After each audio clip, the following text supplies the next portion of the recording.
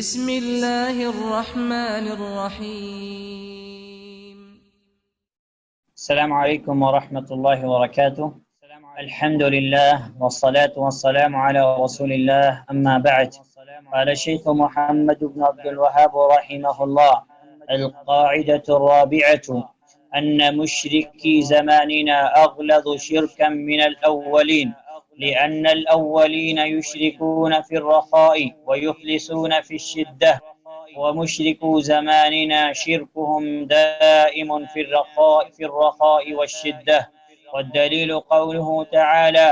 وإذا ركبوا في الفلك دعوا الله مخلصين له الدين فلما نجاهم إلى البر إذا هم يشركون والله أعلم. تمت بحمد الله. شیخ محمد بن عبدالوہاب رحمہ اللہ نے چوتھا قاعدہ جو ہے بتا کے جو ہے مختصر طور پر جو ہے ختم کیا. اور شیخ محمد بن عبدالوہاب رحمہ اللہ کی یہی خصوصیت ہے کہ ان کی کتابیں بہت مختصر ہوتی ہیں لیکن بہت جامع ہوتی ہیں، اور علماء کرام ان کی کتابیں آج تک ان کی کتب کی شرح کر رہے ہیں، جس سے ان کے علم کا جو ہے ہم اندازہ لگا سکتے ہیں. کل کے درس میں ابو واقد اللیثی رضی اللہ تعالی عنہ والی ایک ہم حدیث پڑھے تھے، جس کے اندر ہے کہ اللہ کے نبی صلی اللہ علیہ وسلم کے ساتھ صحابہ اکرام تھے. تو جب آپ کا گزر مطلب ایک درخت سے ہوا تو صحابہ اکرام نے کہا کہ ہمارے لیے بھی ایک درخت جو ہے آپ مقرر کر لیجئے، جیسا کہ کفار کا ذات و انواع درخت تھا، اس میں وہ لوگ اسلحہ لٹکاتے تھے، اپنے ہتھیار اس کے نیچے آرام کرتے تھے، اس سے تبرک وغیرہ حاصل کرتے تھے. جب اللہ کے نبی صلی اللہ علیہ وسلم سے یہ بات صحابہ اکرام رضوان اللہ علیہ مجمعین نے کہی تو اللہ کے نبی صلی اللہ علیہ وسلم نے ان کو کیا جواب دیا جو ہے وہ چیز وہ اس لیے کہ سب سے پہلی بات تو یہ ہے کہ جیسے ہی انہوں نے اللہ کے نبی صلی اللہ علیہ وسلم سے یہ بات کی تو اللہ کے نبی صلی اللہ علیہ وسلم نے فوراً صحابہ اکرام رضوان اللہ علیہ مجمعین کو ڈانٹا اور کہا کہ تم کیسی بات کر رہے ہو، اسی چیز کا مطالبہ کر رہے جس چیز کا مطالبہ موسیٰ علیہ السلام کی قوم نے کیا تھا. موسیٰ علیہ السلام کی قوم نے کیسے کہ جیسے کہ اللہ سبحانہ وتعالیٰ نے فرمایا کہ اجعل لنا آلہا کما لہم آلہہ، جب اللہ سبحانہ وتعالیٰ نے موسیٰ علیہ السلام کو نجات دے دی فرعون سے، فرعون غرق ہو گیا. جب بنی اسرائیل نجات حاصل کر کے جو ہے سمندر کو پار کیے تو جیسا کہ جو ہے کچھ لوگ جو ہے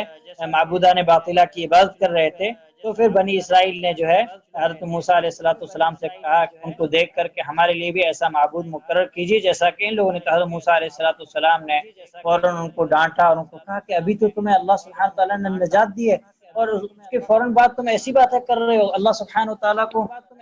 تعالیٰ نے تمہیں نجات دی اور اس کے بعد فوراً بعد تم اللہ سبحانہ تعالیٰ کی عبادت میں جو ہے شرک کرنے کی باتیں کر رہے ہو. حضرت موسیٰ علیہ السلام نے سختی سے جو ہے ان کو ڈانٹا اور اس چیز سے جو ہے ان کو روکا. اب یہاں بات یہ آتی ہے کہ اس کا یہ مطلب نہیں ہے کہ حضرت موسیٰ علیہ السلام کی قوم یا نعوذ باللہ صحابہ کرام رضوان اللہ علیہ مجمعین نے شرک کیا. نہیں، اللہ سبحانہ تعالیٰ کا ان پہ کرم تھا کہ جیسے ہی ان لوگوں نے ایسی بات کہی، نبیوں نے حضرت موسیٰ علیہ السلام نے ان کو تنبیہ کی تو بنی اسرائیل بھی شرک سے رک گئے اور اللہ کے نبی صلی اللہ علیہ وسلم نے ان صحابہ کو جو ہے تنبیہ کی تو یہ صحابہ بھی فوراً اس عمل سے رک گئے. اب یہ صحابہ نے یہ بات کیوں کہی تھی؟ تو مختصر میں نے کل آپ کو اشارہ دیا تھا کہ صحابہ نے یہ بات اس لیے کہی تھی کیونکہ صحابہ اکرام جو ابو واقد اللیثی جو حدیث کے راوی ہیں، ابو واقد اللیثی انہوں نے جو ہے فتح مکہ 8 ہجری میں انہوں نے جو ہے اسلام 8 ہجری میں انہوں نے کیا کیا تھا؟ اسلام قبول کیا تھا. 8 ہجری کے اندر یہ اسلام قبول کیا تھا. 8 ہجری کے اندر ہی انہوں نے اسلام قبول کیا تھا. تو صحابہ اکرام رضوان اللہ علیہ مجمعین کو اتنا علم نہیں تھا، انہوں نے جان بوجھ کر یہ بات نہیں کی تھی، بلکہ وہ اس عبادت سے ابھی نکل کے آئے تھے تو ان لوگوں نے ایسی بات کہی تو اللہ کے نبی صلی اللہ علیہ وسلم نے فوراً جو ہے ان کی تنبیہ کی اور آپ صلی اللہ علیہ وسلم نے ان کو اس چیز سے روکا. اور دوسری بات یہ ہے کہ اللہ کے نبی صلی اللہ علیہ وسلم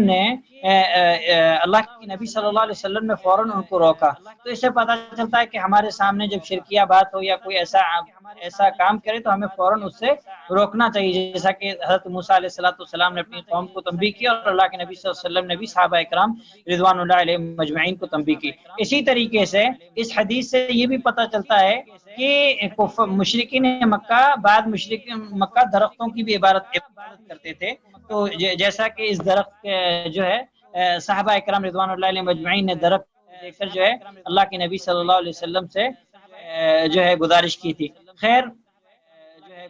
اب یہاں پر ایک بات جو شیخ صالح الفوزان حفظ اللہ نے بیان فرمائی ہے کہ توحید کا علم اور شرک کی معرفت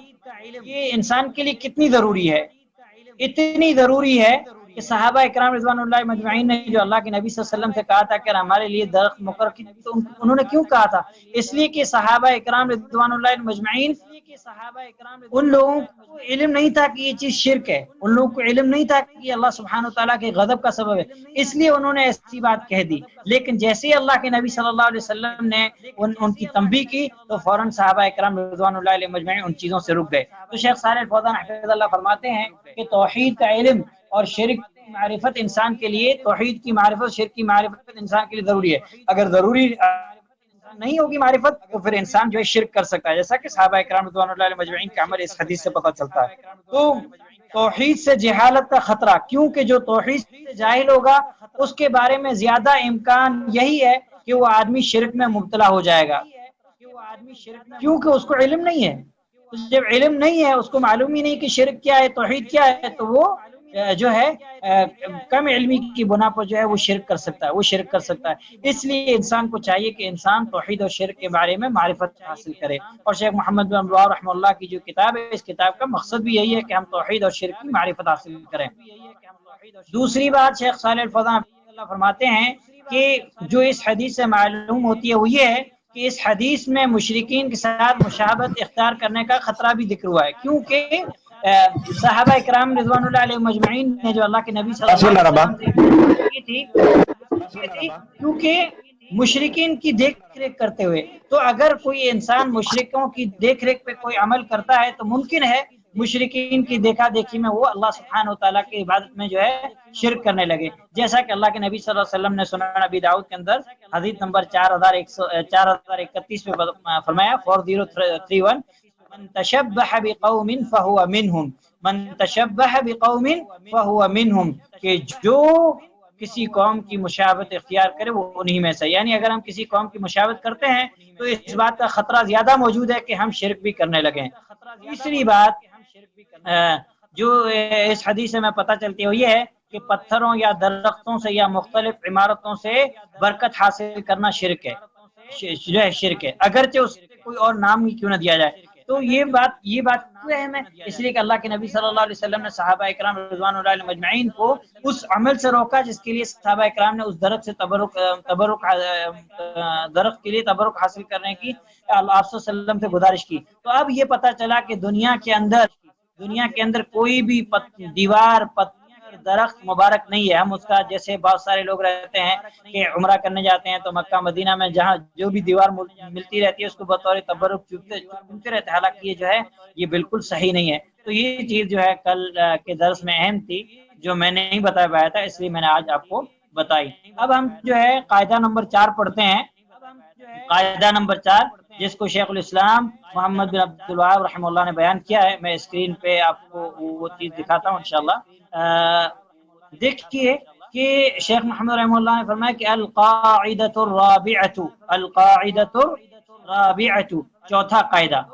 قاعدہ کس چیز کا؟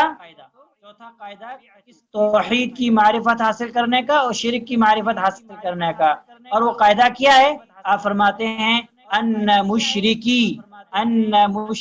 زماننا، میں ہائی لائٹ کرتا ہوں، یہ دیکھو یہ شیخ کی عبارت ہے، ہاں شیخ فرماتے ان مشرکی زماننا، کہ ان مشرکی زماننا، ہمارے زمانے کی مشرکین اغلظ شرکا من الاولین، پہلے لوگوں کے شرک سے بھی کیا ہیں؟ غلیظ ہیں۔ یعنی ہمارے زمانے کے جو مشرک ہیں یہ مشرک شرک کے اندر پہلے لوگوں سے، جو پہلے لوگ جو اللہ سبحانہ تعالیٰ کی عبادت میں شرک جو ہے شریک کیا کرتے تھے، ان سے بھی جو ہے حد درجہ آگے ہیں اور غلیظ اور گندے ہیں۔ کیوں؟ شیخ نے فرمایا لِأَنَّ الْأَوَّلِينَ، اس لیے کہ پہلے کے لوگ یشرکون فی الرخاء، وہ لوگ اللہ سبحانہ وتعالیٰ کی عبادت میں شریک کرتے تھے صرف خوشحالی کے اندر، یعنی جب وہ خوشحالی میں ہوتے تھے، خوشی میں ہوتے تھے، تو اللہ سبحانہ وتعالیٰ کو چھوڑ کر غیر اللہ کی عبادت کیا کرتے تھے۔ وَيُخْلِصُونَ فِي الشِّدَّةِ، لیکن شدت کے اندر، تکلیف اور مصیبت کے اندر وہ صرف اور صرف اللہ سبحانہ وتعالیٰ کی عبادت کرتے تھے، اللہ کی عبادت کو خالص کرتے تھے۔ پھر شیخ فرماتے ہیں وَمُشْرِكُو زَمَانِنَا، اور ہمارے زمانے کے مشرک، یعنی جو اللہ کی عبادت میں غیر اللہ کو شریک کر رہے ہیں، شرکہم دائم، ان کا شرک تو ہمیشہ والا ہے، پھر رخاء والشدت، یہ لوگ مصیبت میں بھی غیر اللہ کو پکارتے ہیں اور آسانی کے اندر اور خوشحالی کے اندر بھی، خوشحالی اور آسانی تکلیف دونوں کے اندر غیر اللہ کو پکارتے ہیں۔ تو ممکن ہے آپ کو یہ بات سمجھ میں آ جائے کہ آج کے مشرکین مکہ کے مشرکین سے بھی زیادہ غلیظ اور بدتر کیوں ہیں؟ اس لیے کہ مکہ کے مشرک بھی غیر اللہ کو، اللہ سبحانہ تعالیٰ کو چھوڑ کر غیر اللہ کی عبادت تب کیا کرتے تھے جب وہ کسی جو ہے خوشحالی کے اندر ہوتے تھے، جب کسی خوشحالی کے اندر ہوتے تھے، لیکن وہ کیا کہتے ہیں مصیبت کے اندر، پریشانی کے اندر کیا کرتے تھے؟ اللہ سبحانہ و تعالیٰ کو پکارا کرتے تھے۔ پھر شیخ محمد بن عبد رحمہ اللہ نے جو ہے اس کی دلیل بھی بیان کی، جیسا کہ سورہ عنکبوت کی آیت ہے، سورہ عنکبوت آیت نمبر 65، یہ آیت انشاءاللہ میں آپ کو بھیج رہا ہوں، سورہ عنکبوت آیت نمبر 65۔ اب دیکھیے کہ شیخ محمد بن عبد الوہاب رحمہ اللہ کی جو خصوصیت ہے کہ وہ ساری باتیں کتاب و سنت سے کرتے ہیں۔ تو شیخ محمد بن عبد الوہاب رحمہ اللہ نے جو اس قاعدے کی بنیاد رکھی، اس قاعدے کی بنیاد جو رکھی، وہ بنیاد کتاب و سنت کے قرآن کریم کی جو ہے دلیل سے رکھی۔ کسی بہن نے پوچھا کہ الرخاء کا معنی کیا ہے؟ الرخاء کا معنی ہے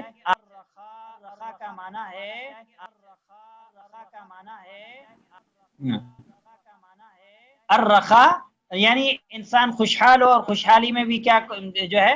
خوشحالی کو کہا جاتا ہے الرخاء، اور اس کا اپوزٹ کیا ہے؟ الشدہ، اس کا اپوزٹ ہے الشدہ، یعنی مصیبت، شدت، تنگی، پریشانی، یہ جو ہے تو الرخاء یعنی خوشحالی، فراوانی،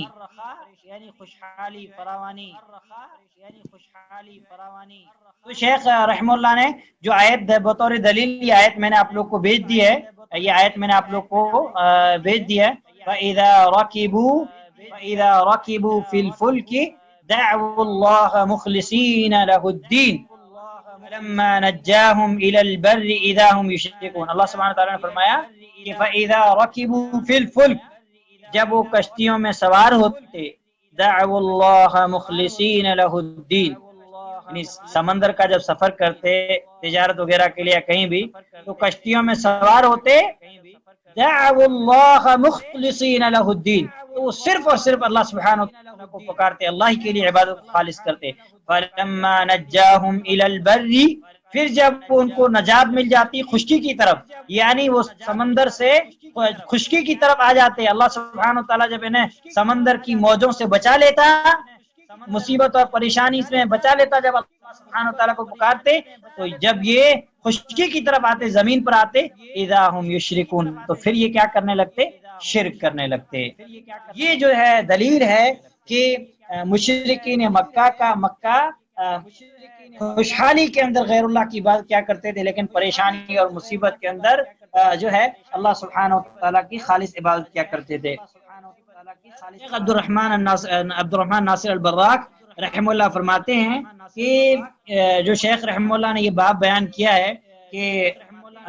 آج کے زمانے کے مشرک جو ہے پہلے کے زمانے کے مشرکین سے بدتر ہیں، کیوں ہیں؟ تو شیخ رحمہ اللہ فرماتے ہیں کہ اس کا معنی یہ ہے، اس لیے کہ شرک جو ہے اس کے درجات ہیں، شرک جو ہے اس کے درجات ہیں، یعنی بعض سے سخت ہے، بعض سے سخت ہے، اور کچھ شرک سے برا ہوتا ہے۔ اسی طریقے سے کفر کی بھی درجات ہیں، یعنی ایک آدمی نے جیسے گناہ ہوتا ہے، گناہ کے کئی درجات ہوتے ہیں، چھوٹا بڑا گناہ، پھر اس میں کئی درجات، جیسا آدمی گناہ کے، اسی طریقے سے کفر اور شرک کے درجات ہیں، ہے سب کفر، لیکن اس کے بھی درجات ہیں۔ تو شیخ رحمہ اللہ نے یہاں پہ یہ بات بیان کرنی ہے، شیخ رحمہ اللہ نے جو بات بیان کی وہ یہ ہے کہ کفر کے جو شرک کے کفر کے جو ہے درجات ہیں۔ ایک شرک جو ہے ہو سکتا ہے دوسرے شرک سے زیادہ جو ہے سخت ہو، زیادہ برا ہو، زیادہ اللہ سبحانہ تعالیٰ کو ناراض کرنے والا ہو۔ اس کی مثال جو ہے ہم نے ابھی آیت میں پڑھی اور میں آپ کو اور سمجھاتا ہوں انشاءاللہ۔ رہا مسئلہ کہ دیکھیے ایک تو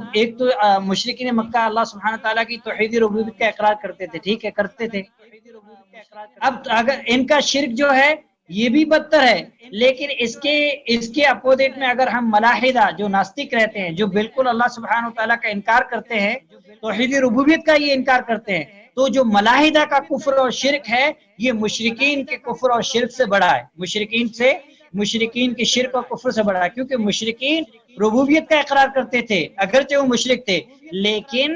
ملاحدہ جو ہیں ملحدین ہیں یہ تو سرے سے اللہ سبحانہ تعالیٰ کی توحید ربوبیت کا یہ اقرار نہیں کرتے۔ اسی طریقے سے دوسری مثال آپ یہ سمجھ لیجیے، شیخ بیان فرماتے ہیں کہ ایک آدمی کفر کرتا ہے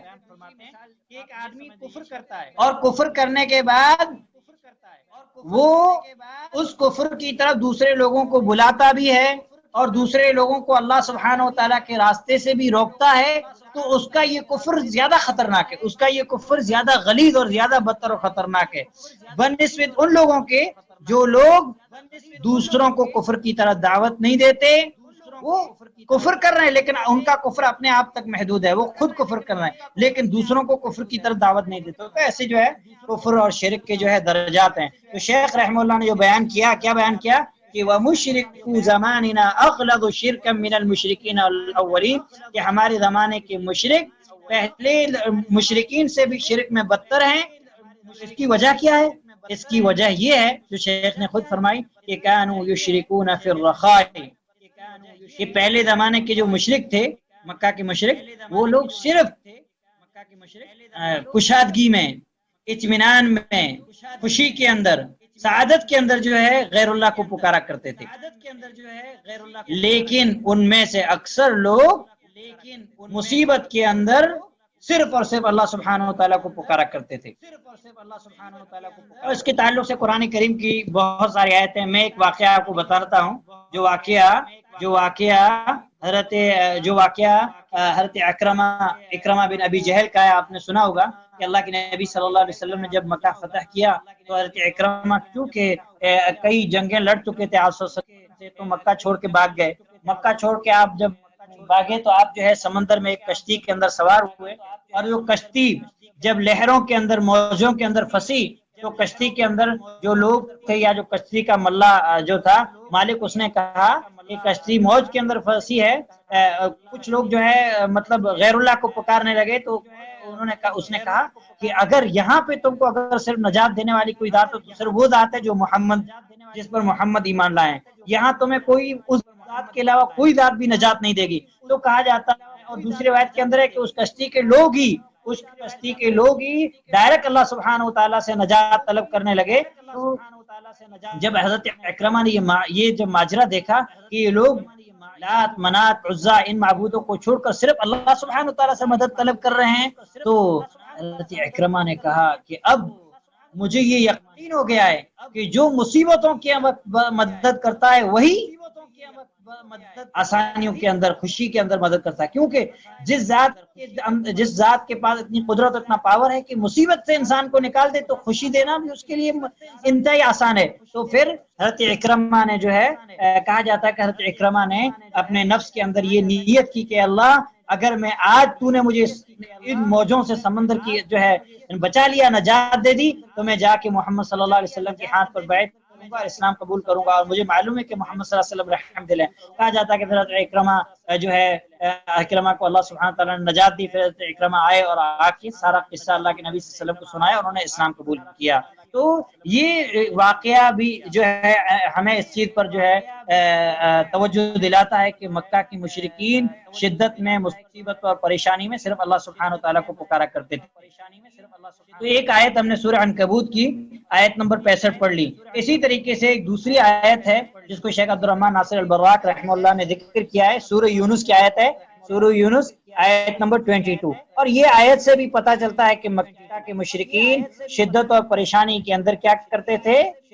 جو ہے صرف اللہ سبحانہ و تعالیٰ کو پکارا کرتے تھے۔ دیکھیے اللہ سبحانہ و تعالیٰ فرماتا ہے هو الذی یسیرکم فی البر والبحر، وہ اللہ ہی ہے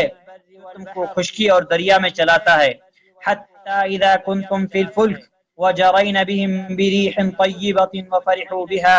کہ وہی اللہ سبحانہ و تعالی ہے جب تم کشتی میں ہوتے ہو اور کشتیاں لوگوں کو موافق ہوا کے ذریعے سے لے کر چلتی ہیں، یعنی کشتیاں لوگوں کو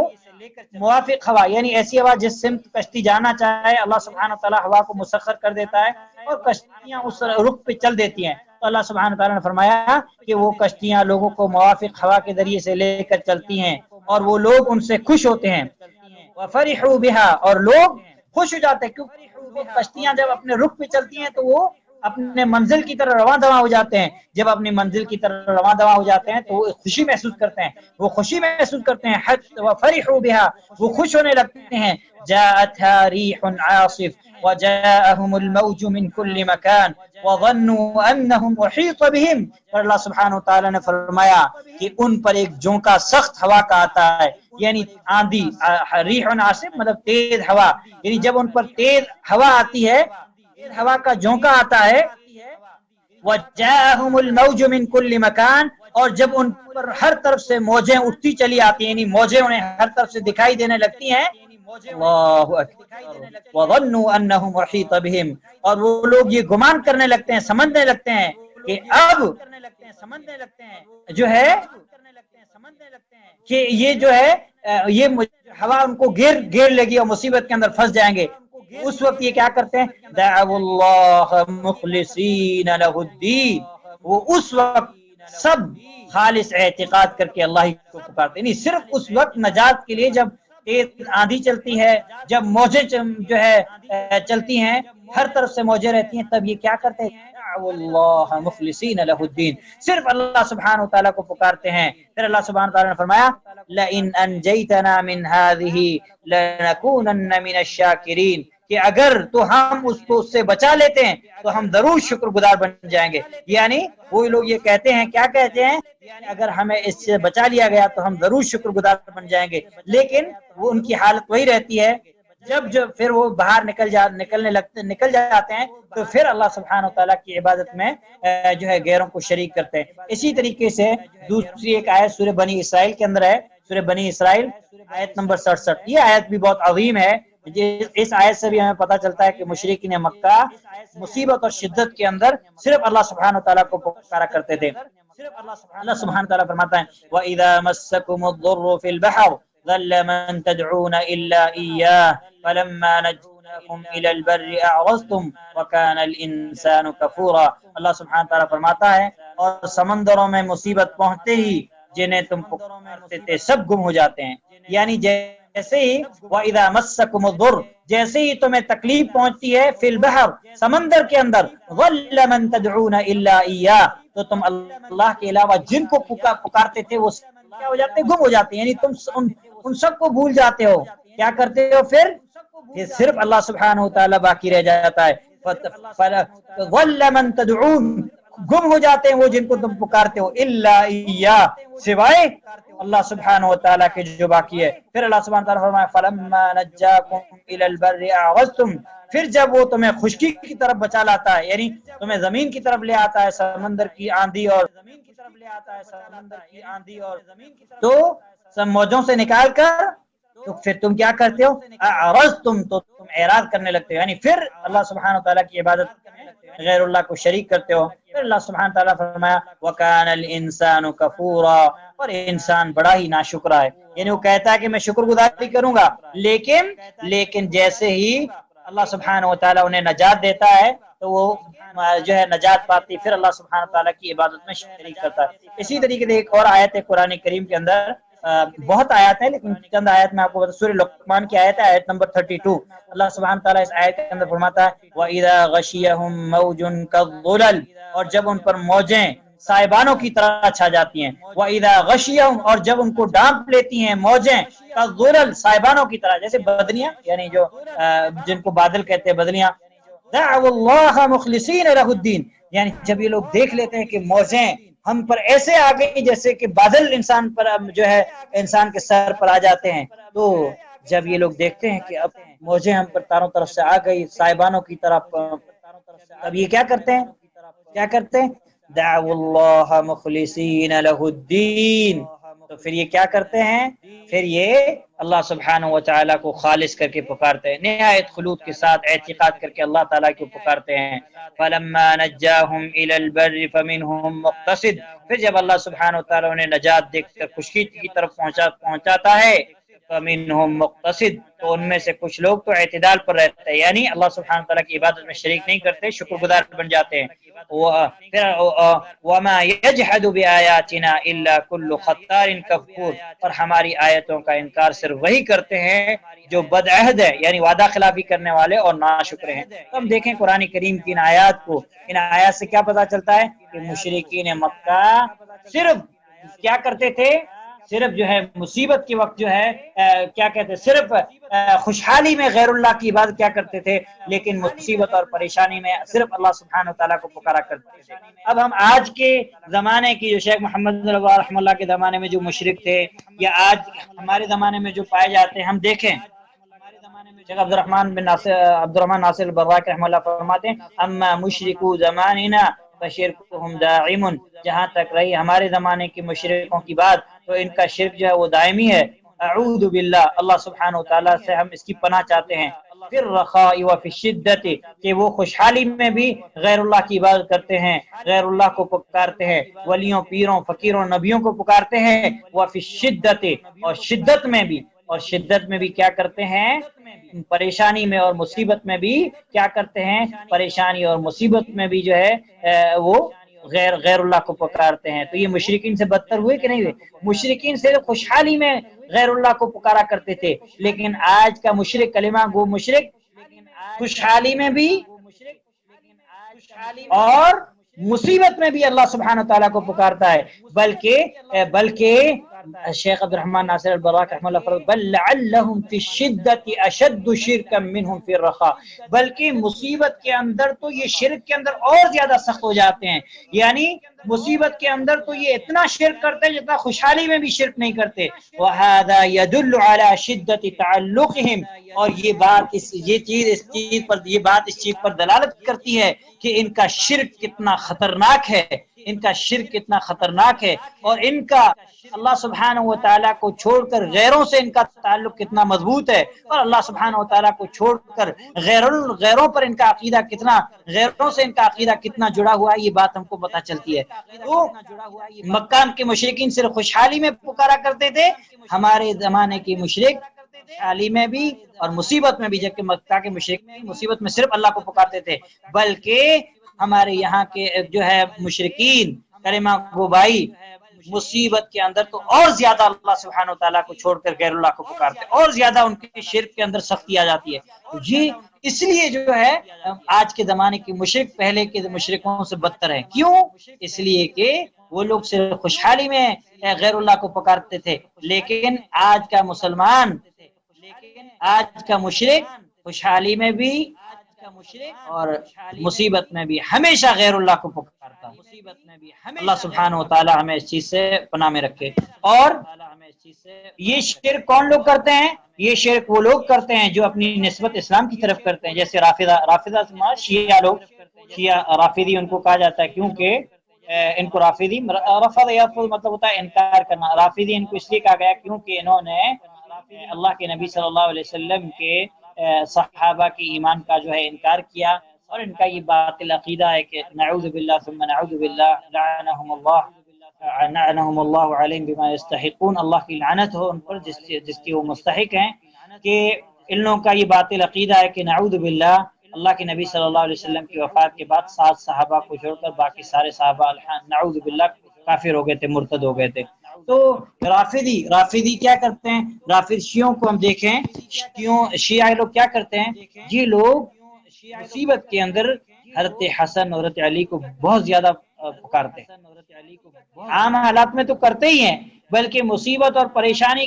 اور زیادہ جو ہے حضرت علی اور حضرت حسین سے فریاد طلب کرتے ہیں، پکارتے ہیں۔ یہ شرک خطرناک ہے کہ نہیں؟ اسی طریقے سے شیخ فرماتے ہیں وَكَذَلِكَ الْقُبُورِيُّونَ، اور اسی طریقے سے قبروں کی پوجا کرنے والے کلمہ کو مسلمان، کہ جیسا کہ بدوی ایک پیر ہے جو عربوں کے یہاں مشہور ہے، شاید سوڈان وغیرہ مصر وغیرہ میں ان کی زیادہ جو ہے لوگ عبادت کرتے ہیں، تیجانی بدوی وغیرہ، تو جو ہے، اور اس طریقے کے اور بھی لوگ جیسے عبد القادر جیلانی ہے، اسی طریقے معین الدین چشتی ہیں، نظام الدین، جو بھی ہیں اس طرح کے جو بھی لوگ ہیں، اس طرح کے جتنے بھی معبودان کی عبادت کرتے ہیں، یہ سب جو ہے کیا ان کا کیا ہے، یہ مصیبت کے اندر بھی اور خوشحالی دونوں کے اندر غیر اللہ کو پکارتے ہیں اور اللہ سبحانہ و تعالیٰ کے ساتھ جو ہے شرک کرتے ہیں۔ جبکہ یہ جو قبوری ہیں، جیسے آج کے قبر پرست جو مسلمان ہیں، اذا اشتد بهم الكرب نادوا من يألونه من اولئک الموتى، بلکہ ان کا کفر تو اتنا سخت ہے کہ شرک اتنا سخت ہے کہ جب یہ مصیبت کے اندر پڑتے ہیں، مصیبت جب ان پر سخت ہوتی ہے تو یہ لوگ تو مردوں سے بھی جو ہے مردوں سے بھی مدد طلب کرتے ہیں، مردوں کو بھی پکارتے ہیں۔ اس لیے جو ہے ان کا شرک جو ہے پہلے زمانے کے مشرکین سے بدتر ہے۔ اسی طریقے سے شیخ الاسلام محمد بن عبد رحمہ اللہ نے ایک اور وجہ، پہلی وجہ تو کیا ہے کہ مشرکین صرف خوشحالی میں غیر اللہ کو پکارتے تھے، مصیبت میں صرف اللہ کو پکارتے تھے، جبکہ آج کا مسلمان کلمہ گو مشرک جو ہے خوشحالی اور مصیبت دونوں کے اندر جو ہے غیر اللہ کو پکارتا ہے۔ یہ قاعدہ ایک بیان کیا۔ اور دوسری وجہ ہے شیخ محمد اللہ رحمہ اللہ کی جو کتاب ہے دوسری، انشاءاللہ ہم پڑھیں گے، کشف الشبہات۔ کشف الشبہات کے اندر شیخ محمد بن عبد اللہ رحمہ اللہ نے ایک اور وجہ بیان کی ہے۔ وہ وجہ کیا ہے کہ آج کے زمانے کے مشرکین پہلے کے زمانے کے مشرکین سے بدتر اور غلیظ کیوں ہیں؟ اس کی ایک وجہ یہ بھی ہے کہ ان الاولین يدعون مع اللہ اناسا مقربین عند اللہ، کہ پہلے زمانے کے جو لوگ اللہ سبحانہ و تعالیٰ کے علاوہ غیروں کو جو پکارتے تھے تو وہ ان کو پکارتے تھے جو اللہ سبحانہ و تعالیٰ کے قریبی بندے ہوتے تھے، جیسے نبی، فرشتے یا نیک لوگ یا نیک لوگوں کے مجسمے، یعنی وہ غیروں کو جو پکارتے تھے تو صرف انہی لوگوں کو پکارتے تھے جو نیک لوگ، جو مقرب لوگ ہوتے تھے، ان کو اللہ کی عبادت میں شریک کیا کرتا، حالانکہ ان کا یہ عمل غلط تھا۔ یا تو وہ نبیوں کو پکارتے تھے، یا تو اولیاء کو، یا فرشتوں کو، یا درختوں کو، یا پتھروں کو، اللہ کی اطاعت کرتے ہوئے نافرمانی کرتے ہوئے نہیں۔ لیکن ہمارے زمانے کے مشرک یدعون مع اللہ اناسا من افسق الناس، اللہ اکبر۔ عقل جب انسان کی چھن جائے تو انسان کچھ نہیں کر سکتا۔ دیکھیے شیخ محمد بن عبدالوہاب رحمہ اللہ سبحانہ تعالیٰ کی کروڑوں رحمت ہیں، اللہ سبحانہ تعالیٰ آپ کو اپنے نبی اور صحابہ کی رفاقت نصیب فرمائے اور آپ کی قبر کو جنت کا باغیچہ بنائے، کہ آپ اتنی عظیم باتیں لکھ کے چلے گئے کہ آج ان باتوں کو پڑھ کے ہم جو ہے خوش ہو رہے ہیں کہ شیخ محمد رحمہ اللہ نے ہمارے امت کے لیے کتنی آسانی کی۔ دیکھیے کہتے ہیں وَأَهْلُ زَمَانِنَا يَدْعُونَ مَعَ اللَّهِ أُنَاسًا مِنْ أَفْسَقِ النَّاسِ، اور آج کے زمانے کے لوگ اللہ کے ساتھ ان جو ہے معبودوں کو یا ان لوگوں کو پکارتے ہیں جو لوگوں میں سب سے زیادہ فاسق، سب سے زیادہ گنہگار اور بدتر رہتے ہیں۔ جیسا کہ ہم جانتے ہیں، ہم انڈیا پاکستان میں رہتے ہیں، ہم دیکھیں کہ یہ لوگ ایسے لوگوں کی عبادت کرتے ہیں، ایسے لوگوں کے پاس جا کے جو ہے منتیں مانگتے، نماز تک نہیں پڑھتے، شراب پیتے، چرسی، ایسے لوگ غلیظ، جو نہاتے نہیں، ناپاک غلیظ گندے لوگوں کو جو ہے یہ لوگ جو ہے اللہ سبحانہ تعالیٰ کی عبادت میں شریک کرتے۔ تو وہ مشرکین کرتے تھے اللہ کے مقرب بندوں کو جو ہے اللہ کی عبادت میں شریک کیا کرتے تھے، وہ بھی شرک تھا۔ لیکن ہمارے زمانے کے لوگ کیا کرتے ہیں؟ بدتر سے بدتر افسق الناس، جو لوگوں میں سب سے زیادہ فاسق لوگ ہیں ان کی عبادت کرتے ہیں اور ان سے دعا کرتے ہیں، اور حالانکہ وہ خود یہ لوگ جو ہے، جیسا کہ ہم جانتے ہیں کہ بعض جو ہے پیروں کے بارے میں یہ آتا ہے خود کہ وہ لوگ جو ہے فاجر تھے، بعض لوگ زنا کرتے تھے، بعض چوری کرتے تھے، بعض نمازیں نہیں پڑھتے، اس کے علاوہ تو اب دیکھیے کہ ان لوگوں کا عقیدہ کتنا بیکار اور کتنا غلیظ ہے، ان کا کفر شرک، کہ مکہ کے مشرک تو نیک لوگوں سے یہ طلب رکھ رہے تھے، لیکن یہ تو برے لوگوں سے بھی یہی طلب رکھ رہے ہیں۔ یعنی یہ لوگ کا عقیدہ نیک اور نافرمان دونوں کے تعلق سے دونوں کے تعلق سے سیم ہے۔ اس لیے یہ لوگ جو ہے ان کا کفر اور شرک ہے یہ پہلے زمانے کے مشرکین کی شرک سے بھی غلیظ اور بدتر ہے۔ اور اگر آپ جو ہے اس تعلق سے اگر ہم انڈیا پاکستان کے اندر رہتے ہیں، ہم دیکھتے ہیں کہ لوگ کیسے معبودوں کو پکارتے ہیں، کس طرح یہاں تک کہ نعوذ باللہ ثم نعوذ باللہ کہ بعض کا جو ہے پیر ہیں ان کے نام ایسے ہیں، طوطے شاہ، مرچی شاہ، کیا ایسے نام ہیں۔ اللہ کی پناہ، اللہ کی پناہ، اللہ سبحانہ و تعالی ہمیں محفوظ فرمائے کہ مطلب ایسے جو ہے لولے شاہ، لنگڑے شاہ، کیا کیا جو ہے نام ہے، ایسے لوگوں کو اور چرسی لوگوں کی جو ہے عبادت کرتے ہیں، تو ان کا کفر اور شرک اس لیے جو ہے کیا کہتے ہیں غلیظ ہے۔ اور اس بات میں کوئی شک نہیں کہ کوئی آدمی اگر نیک آدمی کی اس میں تعظیم میں غلو کرے اور اللہ سبحانہ تعالیٰ کا شریک ٹھہرا تو وہ بھی شرک ہے۔ لیکن ایک آدمی برے آدمی کو، غلیظ اور گندے آدمی کو، فاسق آدمی کو بھی اللہ تعالیٰ کا شریک ٹھہرا ہے تو یہ اور غلط بات ہے۔ اس لیے جو ہے آج کے زمانے کے مشرکین پہلے کے زمانے کے مشرکین سے بدتر اور غلیظ ہیں عقیدے کے اعتبار سے۔ تو یہ جو ہے اہم بات تھی۔ اور شیخ رحمہ اللہ یہ چاہتے ہیں کہ جو یہ مشرکین جو مصیبت کے اندر بھی اور خوشحالی کے اندر بھی غیر اللہ کو پکار رہے ہیں، اور وہ بھی ایسے لوگوں کو جو فاسق لوگ ہیں ان لوگوں کو پکار رہے اور جو اپنی نسبت اسلام کی طرف کر رہے، جیسے رافضی، شیعہ لوگ، صوفی لوگ۔ صوفیوں کا تو عقیدہ بہت خطرناک ہے۔ صوفیوں کے ایسے باطل عقیدے ہیں کہ اگر آپ پڑھیں گے تو آپ حیران ہو جائیں گے۔ صوفیوں کا یہاں تک عقیدہ ہے کہ جو ولی رہتا ہے ولی کا درجہ نبیوں سے بھی افضل ہے۔ کہتے ہیں کیوں؟ کہتے ہیں کہ نبی پر جبرائیل علیہ السلام وحی لے کے آتے ہیں، جبکہ ولی ڈائریکٹ خود اللہ تعالیٰ سے لے لیتا ہے، ولی کو جو ہے وحی کی ضرورت نہیں ہوتی ہے۔ مگر اس قدر غلیظ اور گندے لوگ ہیں، صوفیوں کا اس قدر عقیدہ ہے۔ اور صوفیوں کا جو ہے کیا کہتے ہیں یہ جو باطل عقیدہ جو حضرت الشہود وغیرہ کا عقیدہ ہے، جو کہ باطل عقیدہ صوفیوں کے اندر، اسی طریقے سے جو قبر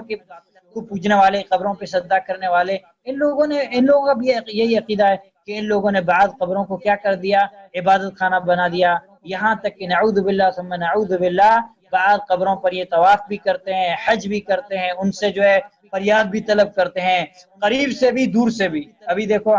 ہم لوگ جو ہے ہمارے بھائی گھر میں بیٹھے یا خواجہ غریب نواز، قریب سے دور سے ہر اعتبار سے مصیبت کے اندر، پریشانی، خوشحالی، ہر حالت کے اندر غیر اللہ کو جو ہے شریک کریں۔ نسأل اللہ السلامت والعافیہ، ہم اللہ سبحانہ وتعالی سے سلامت اور عافیت طلب کرتے ہیں کہ اللہ سبحانہ وتعالی ہمیں اور ہماری آنے والی نسلوں کو ایسے غلیظ اور گندے عقیدے سے اللہ سبحانہ وتعالی ہمیں محفوظ فرمائے۔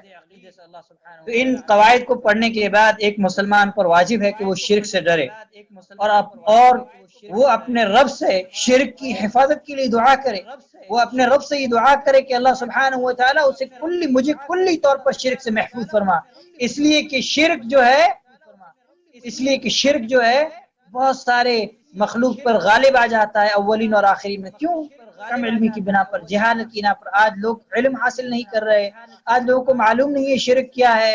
یہی دلیلیں جو ہے لوگ دے رہے ہیں اور ان دلیلوں کی بنیاد پر جو ہے شرک کر رہے۔ تو ہمیں چاہیے کہ ہم کیا کریں، اللہ سبحانہ شرک سے ڈریں اور اللہ سبحانہ وتعالی سے یہ توفیق مانگیں کہ اللہ سبحانہ وتعالی تو ہمیں کیا کر، تو ہمیں جو ہے حفاظت فرما، شرک سے ہمیں محفوظ فرما۔ اور اس تعلق سے میں آپ کو ایک دلیل دیتا ہوں۔ سیدنا ابراہیم علیہ السلام جو توحید کے شہدائی، امام الانبیاء، جد الانبیاء ہیں، لیکن حضرت ابراہیم علیہ السلام کو دیکھیے، اللہ اکبر، وہ ابراہیم جو توحید کا شہدائی ہے، جس کے راستے پر چلنے کو اللہ سبحانہ وتعالی نے کس کو حکم دیا؟ ہمارے نبی کو بھی حکم دیا کہ وَاتَّبِعْ مِلَّةَ إِبْرَاهِيمَ حَنِيفًا، ابراہیم کے دین کی پیروی کیجئے۔ وہ ابراہیم اللہ تعالیٰ سے کیا دعا کرتا ہے؟ سورہ ابراہیم آیت نمبر 35، اللہ سبحانہ تعالیٰ فرماتا ہے وَإِذْ قَالَ إِبْرَاهِيمُ رَبِّ اجْعَلْ هَذَا الْبَلَدَ آمِنًا وَجُنُبْنِي وَبَنِيَّ أَن نَّعْبُدَ الْأَصْنَامَ، اے اللہ میرے پروردگار اس شہر کو امن والا بنا دے اور مجھے اور میری اولاد کو بت پرستی سے پناہ دے۔ اللہ اکبر، توحید کا شہدائی اور علم بردار جو ہے کیا کہہ رہا ہے؟ مجھے اور میری اولاد کو بت پرستی سے پناہ دے۔ ہم میں سے کتنے لوگ ہیں جو یہ دعا کرتے ہیں کہ اللہ سبحانہ تعالیٰ مجھے اور میری اولاد کو شرک سے محفوظ فرما؟ نہیں، ہم سمجھتے ہیں کہ ہم توحید والے ہیں بس خلاص، نہیں. پھر آگے دیکھیے آیت نمبر 36 کے اندر کہ رب انہن اضللن کثیرا من الناس فمن تبعنی فانہ منی ومن عصانی فانک غفور رحیم. اے میرے پالنے والے معبود، انہوں نے بہت سے لوگوں کو راہ سے بھٹکا دیا ہے، بس میری تابعداری کرنے والا میرا ہے، اور جو میری نافرمانی کرے تو بہت ہی معاف اور کرم کرنے والا ہے. اب دیکھیے حضرت ابراہیم علیہ السلام کس طریقے سے یہ آیت، میں نے کسی بہن نے اس آیت کے تعلق سے سوال کیا، میں نے آیت آپ کو بھیج دی ہے. اب اب دیکھیے اس قاعدے کو، چوتھے جو قاعدہ ہم پڑھے، اس کا خلاصہ کیا ہے؟ اس کا خلاصہ یہ ہے کہ نمبر 1، بعد کے دور کے شرک کرنے والے پہلے دور کے کفار و مشرکین سے زیادہ شرک میں سخت ہیں. اور یہ بات شیخ عبد الرحمن بن حسین الحنین نے بیان کیا، جیسا کہ میں نے آپ کو پہلے بتایا تھا. ان کی کتاب ہے اس کیا کہتے ہیں قواعد اربع کی شرح کے تعلق سے شیخ محمد بن سعد بن عبد الرحمن نے کہی ہے. اس کا اصول کا خلاصہ بیان کیا ہے کہ بعد کے دور کے شرک کرنے والے پہلے دور کے کفار و مشرکین سے شرک میں زیادہ سخت ہیں. نمبر 2، قبروں کی پوجا اس دن تک باقی رہے گی جب تک اسے مزین کرنے والے، اس کی طرف دعوت دینے والے لوگ موجود رہیں گے. اللہ سبحانہ و تعالی یہ فہم توحید کے جو چاروں بنیادی اصول و قواعد ہیں، اس قواعد کو صحیح طریقے سے سمجھنے اور اس کے بعد اللہ سبحانہ و تعالی ہمیں اس پر عمل کرنے کی جو ہے توفیق نصیب فرمائے. تو یہ جو ہے ایک عظیم قاعدہ تھا تو شیخ محمد بن عبد الوہاب رحمہ اللہ نے بیان کیا. اب ہم کو پتہ چلا ہوگا کہ یہ قواعد اربع جو 4 بنیادی قواعد ہیں یہ کتنے اہم ہیں، اور شیخ محمد بن عبد الوہاب رحمہ اللہ نے ان قواعد کو قرآن کریم کی آیات اور دلیل سے ہی بیان کیا ہے. لہذا ہمیں چاہیے کہ ہم یہ ایک بار پڑھنا کافی نہیں ہے. بڑے بڑے کبار علماء نے تو اس کو ہزاروں مرتبہ پڑھا ہے، تب جا کے جو ہے توحید کا فہم اور جو ہے شرک کی معرفت حاصل ہوئی. ایسا نہیں کہ ہم نے ایک مرتبہ پڑھ لیا بس اب ہم توحید کے جانکار بن گئے، شرک کی معرفت ہمیں حاصل نہیں، بلکہ اس کو ہمیں بار بار پڑھنا چاہیے. ابھی آپ نے ایک مرتبہ پڑھ لیا مطلب آپ خود سے شرح میں نے بھیج دی، آپ لوگ خود سے پڑھیں، خود سے مطالعہ کریں، اپنی اولاد کو بھی یہ جو ہے یہ چیزیں پڑھائیں اور سکھائیں، تاکہ ہم بھی اور ہماری آنے والی نسلیں بھی شرک کی جو ہے غلاظت اور شرک جیسے ظلم سے جو ہے اللہ سبحانہ و تعالیٰ کی حفاظت میں رہیں. اور سب سے زیادہ جو جس چیز کی ہمیں فکر کرنی چاہیے وہ فکر یہ ہے کہ ہم اللہ سبحانہ و تعالیٰ سے یہ دعا کریں کہ اللہ سبحانہ و تعالیٰ ہمیں شرک کی ہر طرح کی شرک، چاہے وہ چھوٹا ہو یا بڑا، ہر طرح کی شرک کی انواع و اقسام سے ہمیں محفوظ فرما. اور ہمیں یہ دعا کرنا چاہیے کہ اللہ سبحانہ و تعالی ہمیں بھی اور ہمارے آنے والی ذریت کو بھی شرک کے جو ہے خطرناکیوں سے جو ہے محفوظ فرما، اور ہم کو بھی اور ہماری اولاد کو ابلیس اور ابلیس کی حملوں سے محفوظ فرما. صلی اللہ علیہ وسلم وبارك على نبينا محمد وعلى آله وصحبه أجمعين ومن تبعهم بإحسان إلى يوم الدين. سبحانك اللهم وبحمدك أشهد أن لا إله إلا أنت أستغفرك وأتوب إليك. اور شیخ محمد رحمہ اللہ نے چوتھا قاعدہ بیان کرنے کے بعد تمت بحمد اللہ، اللہ کی شکر، اللہ کی تعریف، یہ چیز کمپلیٹ ہو گئی. نہیں 4 قواعد جو ہے اللہ سبحانہ، تو ہم جب کوئی بھی کام کریں اور وہ کام ہم کر لیں تو ہم کیا کریں؟ اللہ کا شکر ادا کریں. کام کی ابتدا کریں تو اللہ کے نام سے بسم اللہ سے کریں، اور جب کام کمپلیٹ ہو جائے تو اللہ کا شکر ادا کریں کہ اللہ کی توفیق سے یہ کام جو ہے کمپلیٹ ہوا. اگر اللہ کی توفیق نہ ہوتی، اللہ سبحانہ تعالیٰ کا احسان اور کرم اور فضل نہ ہوتا تو یہ کام کمپلیٹ نہ ہوتا. اس لیے شیخ رحمہ اللہ نے کہا تمت بحمد اللہ تعالی، کمپلیٹ ہوا، مکمل ہوئے یہ 4 قواعد اللہ سبحانہ تعالیٰ کی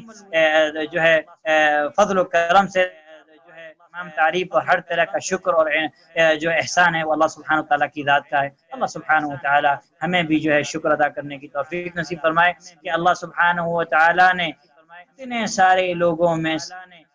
اللہ سبحانہ تعالیٰ نے مجھ ناچیز اور آپ لوگوں کو یہ درس کے لیے چنا. اور لوگ تو بہت ہیں، دیکھو آج بہت لوگ جو ہے اپنا وقت برباد کر رہے ہیں موبائل کے اندر، گھروں کے اندر، ٹی وی سیریل کے اندر، لیکن اللہ سبحانہ و تعالیٰ نے آپ کو توفیق دی یہ درس کو سمجھنے کی، سننے کی، یہ آپ اللہ کا شکر ادا کریں۔ ہماری کوئی طاقت نہیں ہے کہ ہم درس دیں یا درس کے اندر شریک ہوں، یہ تو اللہ سبحانہ و تعالیٰ کی توفیق ہے۔ ہم دیکھیں اپنے آجو باجو کے لوگوں کو کہ کتنے لوگ ہیں جو فالتو بیٹھے ہوئے لیکن انہیں توفیق نہیں مل رہی ہے، انہیں ان کی دستور نہیں ہے کہ وہ اس کے اندر جو ہے شریک ہو سکیں۔ تو یہ اللہ سبحانہ و تعالیٰ نے مجھے اور آپ کو، ہم گناہ گار ہونے کے باوجود اللہ سبحانہ و تعالیٰ نے ہم کو توفیق دی، تو ہمارے رب کا یہ بہت بڑا شکر ہے۔ اس لیے اس کی عظیم کتاب پڑھنے کے بعد اور سمجھنے کے بعد ہمیں اللہ سبحانہ و تعالیٰ کا بے پناہ شکر ادا کرنا چاہیے۔ اللہم لک الحمد کلہ ولک الشکر کلہ، اللہم لک الحمد حمدا کثیرا طیبا مبارکا فیہ کما یحب ربنا ویرضا۔